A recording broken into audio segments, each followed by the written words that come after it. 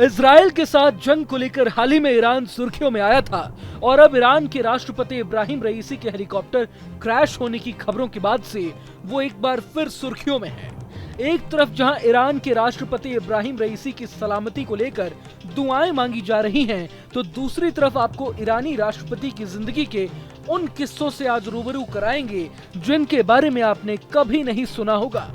Iran के सर्वोच्च नेता अयातुल्लाह अली खमेनेई के करीबी कट्टरपंथी मौलवी इब्राहिम रईसी को जून 2021 में ईरान का राष्ट्रपति चुना गया था। उससे पहले वो ईरान की न्यायपालिका के प्रमुख के रूप में काम कर चुके थे। साल 1988 में खूनी ईरान इराक युद्ध के अंत में हजारों राजनीतिक कैदियों की सामूहिक फांसी में शामिल होने के चलते रईसी पर अमेरिका द्वारा प्रतिबंध लगाया गया था। 63 वर्षीय रईसी को कट्टरपंथी के रूप में जाना जाता है। उन्हें ईरान के सर्वोच्च नेता अयातुल्लाह अली खामेनेई के शिष्य के रूप में भी देखा जाता रहा है। इब्राहिम रईसी का जन्म 1960 में ईरान के दूसरे सबसे बड़े शहर और देश के सबसे पवित्र शिया मुस्लिम तीर्थ स्थल मशहद में हुआ था।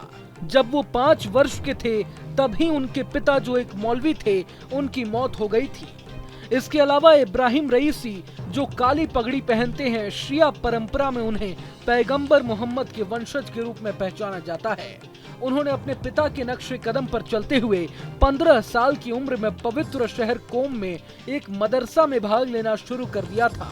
खास बात यह है कि रईसी ने एक छात्र के रूप में ही पश्चिमी समर्थित शाह के खिलाफ विरोध प्रदर्शन में भाग लिया था, जिसे अंततः 1979 में अयातुल्लाह खामेनेई के नेतृत्व में एक इस्लामी क्रांति में अपदस्थ कर दिया गया था। कहा जाता है कि जब रईसी केवल 25 साल के थे तब तेहरान में उप अभियोजक बने थे। बता दें कि रईसी को 2019 में खामेनेई द्वारा न्यायपालिका प्रमुख के हाई प्रोफाइल पद पर नियुक्त किया गया था। रईसी ने कानूनी प्रणाली का नेतृत्व किया। इसके अलावा रईसी पर आरोप है कि उनके नेतृत्व में कई हजार लोगों को मौत की सजा दी गई थी। इस मामले में संयुक्त राज्य अमेरिका ने मानवाधिकारों के उल्लंघन के लिए 2019 में रईसी पर प्रतिबंध भी लगाए थे, जिसमें 1980 के दशक की फांसी और 2009 में अशांति के दमन में उनकी भूमिका शामिल है। बता दें कि ईरानी राष्ट्रपति रईसी के नेतृत्व में ईरान ने यूरेनियम भंडारण में कई बड़े कदम उठाए हैं।